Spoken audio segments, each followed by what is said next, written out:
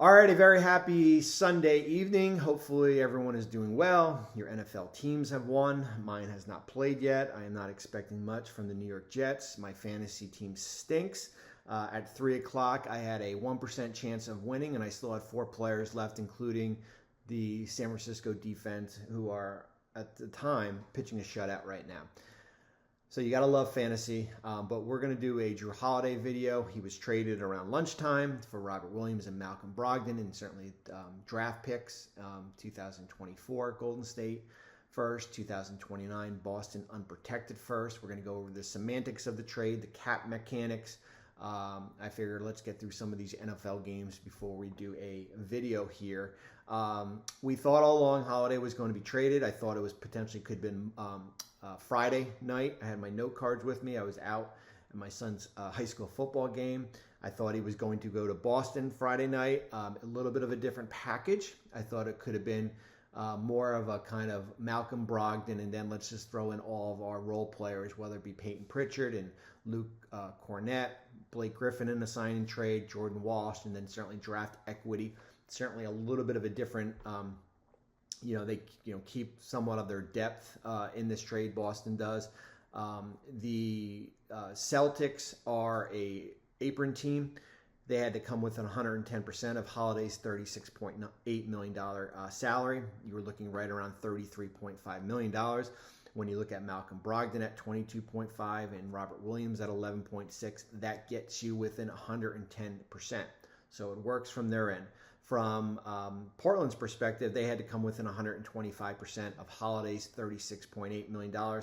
Certainly, they did that by taking back less salary and creating a $2.7 million trade exception in the deal here. That's the cap semantics. You could kind of see it over my shoulder here as far as how that works, and we're going to go into the apron restrictions as far as Boston long term. Let's start with Portland here. So at the end of the day, Portland has turned Damian Lillard into DeAndre Ayton, Malcolm Brogdon, Robert Williams, Toumani Camara, a 2024 Golden State pick that's top 5 protected. Hold on a second here. I think it's top 5. Let me go my notes. I'm sorry. I should have had this up in front of me. My dog's probably hungry as can be. Top 4 protected, Top 4 protected first in 2024. It's top 1 protected in 2025, and then it's unprotected in 2026. So that is a real pick that Portland will get. There's also a 2029 unprotected first from Boston. Remember, they also got a pick swaps in 28 and 30 from Milwaukee. And then 2029 unprotected first. So that is a nice haul that the Trailblazers were able to turn into Damian Lillard. And I think there's more coming because you look at it from Malcolm Brogdon's perspective. How does he fit with this roster? He's got 2 years left at $22.5 million. Can you flip him to a team like the Clippers, who we've heard has been mentioned? Does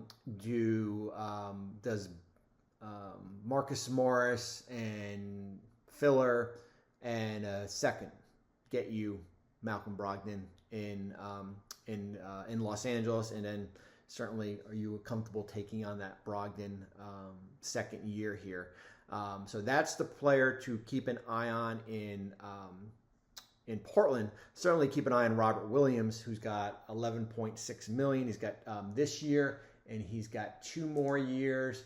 Robert Williams signed a 4 years, $48 million rookie extension. He is in year 2 of 4, 11.6, 12.4, 13.2. He's got bonuses in his contract for this year, $1.4 million. The one bonus to keep an eye on is for games played, 69. He's got All-NBA first-team defense, All-NBA second-team defense, conference finals, and then NBA finals. We probably don't have to worry about postseason awards for Portland here. So all in all, a very nice job by Joe Cronin for staying patient and turning Holiday into 3 first, 2 pick swaps, and 3 players that have value, whether it be on your roster and certainly in the trade market. Certainly Robert Williams, based on that contract. You don't have to do anything with him if you don't want to. I would think Brogdon is going to get flipped here. So when you're looking at it, and we have a training camp primer that's coming out on Monday. You're looking at Scoot, Simons, Thibault, Grant, Ayton. Grant's got a trade restriction January 15. Brogdon is still there. Shaedon Sharpe, Murray, Walker, Williams. This is a lottery team. This is a team that's going to probably finish with the top 3 worst record in the NBA. I think they're top 2 in average age with this group, especially they might go to number 1 if Brogdon is traded. I would not anticipate Brogdon being bought out of his contract just because he's got 2 years left. In the unlikely scenario he is, if he's bought out in the off season, he can sign with any team. If he's bought out during the regular season, he cannot sign with teams that are over the first and second apron. So I'm just pulling up my salary Google sheet, and I see my friend Tim Bontemps that is in there. I can see who's reading things. Portland is $7.2 million below the tax this year. They've got $148 million next year in guaranteed salary because remember, you're swapping the Holiday number for Brogdon and Williams, who have guaranteed salary for next year. So kudos to Portland for staying patient. I am going to mention something here, and it might offend people. I've never, maybe just because we're living in a world of social media and people are very sensitive to things here. I mean, I've gotten to a point where I think this is my 8th year in the media, and I really could care less what people say. But I've never seen so many people in the media from one team that was so offended by the process that happened with Lillard. And I'm talking about Miami. I've never seen people, whether it be bloggers or sites or listen, fans could do whatever you want, or people from the media that were so offended that Joe Cronin, the general manager of Portland, did not want to engage with Miami, and he had the right to do it however he want. You can pick apart it if you liked it or not, but at the end of the day, what Portland received in the trade package was better than what Miami could receive. And I find it funny that in Miami, listen, they've got one of the best front offices in there, but I do find it interesting that Lillard goes to Milwaukee and Holiday goes to Boston, and two of your competition, your two teams got much better, and you're staring at Kyle Lowry as your starting point guard. I mean, that's the reality of the situation, and we'll see. There's a long way to go here before maybe Miami addresses. That's kind of my what to watch for the Heat here. But it was kind of just nauseating here that because, and I think people in the media in Miami were more offended than the people in the Heat front office here. And that's life in the Big Apple or the big business here. So I wanted to kind of get that off my chest here. From a media perspective, we look at it. I have no horse in the race here. I don't care if Damian Lillard's in Milwaukee, Boston, or Miami here. We look at it. We report the information. We report the facts, and I have no bias towards any front office here. Certainly, I'm going to give teams credit. How they conduct their business, but I could care less how Portland went about the Damian Lillard trade process here, because at the end of the day, it's the best interest of the organization. I said that on July 1st. Perk got mad at me. I got mad at Perk. We kissed and made up afterwards, but that's the reality of the situation. So that's my piece as far as it from that little nugget that I just kind of talked in here. Let's talk a little bit about from Boston's perspective here. Certainly we talked about the trade mechanics here. The front starting five is loaded. When you can roll out a Holiday, Jaylen Brown, Jason Tatum, Porzingis, Horford, that is loaded. The Holiday Brown backcourt is the best in the NBA. Boston on paper right now is better than Milwaukee. That's the reality if they stay healthy. I love it for Boston. They swung for the fences and still kept their draft equity intact by able to do it. You don't know how long your window to compete for a championship is going to stay open. I know Jaylen Brown is going into year 1 of the Supermax next year. Jason Tatum a few years later. You could say whenever you have Brown and Tatum, that's fine. The restrictions are coming, and I'm going to talk about it in a minute here. So from Boston's perspective, my question for them, and I love the trade. I think it takes them, and I wasn't gung-ho on the Porzingis trade. The big question now is, what about your depth? Okay, so you've got 10 guaranteed contracts. You got 5 on partials. Your bench right now is looking at Peyton Pritchard, Derek White, who's extension eligible. We wrote about that. Sam Hauser, O'Shea Brissett, Luke Cornett, Svi Mihalik, Jordan Walsh, Wenyen Gabriel, Lamar Stevens. Your depth in your front court is going to, we'll keep an eye on it. But here's what Boston was able to do. They still have draft equity. That is the beauty of it. We're going to pull up their picks right now. They've got,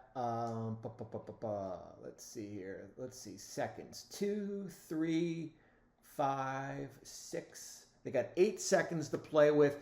They have their own 24 first. They have their own 25 first. They have their own 26 first. 27.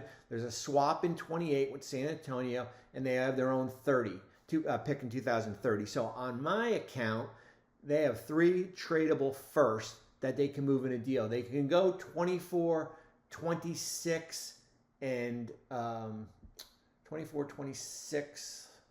Let's see here. They owe 29.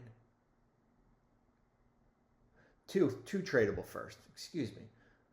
So it's a matter of how you look at it here. But when you have that and you've got, you certainly have draft equity in the second round. Remember, they owe a 2029 first. So 24, 26 you can move.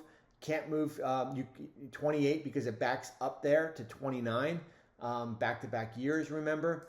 They've got some trade exceptions here. Let's go in there real quick. They've got a $6.2 million trade exception and a $1.8 million trade exception that they are able to keep. Listen, their salaries were going to be high no matter what because Brogdon still had another year and Robert Williams had 3 more years. You are a second apron team right now. Holiday is at 36.8. He's got a $39.4 million option for next year. He's got a ton of bonuses in his contract. He's got 1.8 that are likely right now, an additional 4.4. I just typed in Justin Holiday. Stay with me here. He's got a ton of bonuses here. Anywhere from MVP, All-NBA, All-Star, Finals MVP, winning the championship, reaching the NBA Finals here. A ton of bonus, right around $4 million, excuse me, in unlikelies, and another 1.8 in likelies that count. He's eligible starting on the trade was finalized on the 1st. He's eligible starting on April 1st to sign a 4-year, $223 million extension. Now, here's how this works with from the perspective of the back channeling that we call. Boston doesn't do this deal unless they have an idea of what the Holiday extension is going to be. Boston, Jaylen Brown is represented by Jason Glushon. Jason Glushon represents Jrue Holiday. So you put it together. Boston does not do back checking on it unless Boston does back channeling on it, and they have a comfort level as far as what the Holiday extension is going to be. Certainly you can make the argument, well, maybe it's a rental. I don't see it like that. I thought Utah could have been a destination here, but I think if you're Utah, you're not moving out draft equity for a 1-year rental, and then Jrue Holiday leaves in free agency here. I think certainly teams like Clippers were interested in it, but Boston gets him. They give up 2 firsts. One of them is that Golden State, so really only that 1 first of their own in 2029. And I said now it's a matter of figuring out your front court depth. Certainly you can do that during the season. You've got you got a trade exception. You have draft equity, second round and first round picks. Now here's what's going to happen next year, kids. Holiday's number, let's just keep it at 39.4. He is likely going to extend. As we said, you don't do a deal like this. They are over the second apron next year. So what does that mean? That means that their 2032 first round pick will become frozen to trade. If they are in the second apron in 24-25, 25-26, 26-27, that likely would move back in 2032. That's a long way to go. But for the meantime, that 2032 pick starting at the end of the 24-25 season gets frozen. You won't be able to trade that. Next year, you won't be able to use cash in a deal. You won't have your tax mid-level. You can't aggregate money in a trade. I tweeted it out and I talked to a GM over the weekend. It's every one of these second round apron teams are basically getting to the buffet line an hour early before it closes and basically are stuffing their face to get everything done. You would not have been allowed to trade Brogdon and Robert Williams and aggregate their money for Jrue Holiday based on the rules of aggregation that starts once the offseason begins next year. That goes away. For right now, it's 110%. So they're able to go out and do that deal as far as right now, because basically the league has said we'll give you that 1 year grace period here. But as I said, I really like it for Boston. We're at 16 minutes. We're going to wrap it up in a minute. They know the financial exposure that's coming their way. The Brown Supermax starts next year. Tatum starts in 25-26. Porzingis extension starts next year. Right now, they have $191 million in salary next year. The apron is $190. So they are going to be a second apron team. They are going to get their pick frozen in 2032. We will see what happens in future years as far as where their apron is. But they are going to face restrictions, and they've got Holiday, Porzingis, Tatum, Brown, White, Horford. Brissett's got a player option. Hauser's got a team option. Jordan Walsh and Delano Banton's got a team option here. Peyton Pritchard's a restricted free agent. I wrote about Derek White, who's extension eligible. Does Boston kind of take a wait-and-see approach right now? He's extension eligible up until October 23rd. So that is the big picture from Portland and Boston. Really like it for both teams. It's a pretty clean deal. A third team did not have to get involved. We'll see what happens with Malcolm Brogdon, possibly Robert Williams. Boston now, you're starting. Hey, you do this because you think you can win a championship.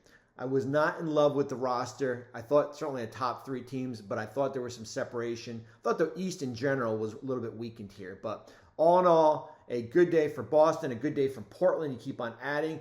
And we got training camp that's about to start on Monday. Keep an eye out for that training camp primer. And go Jets.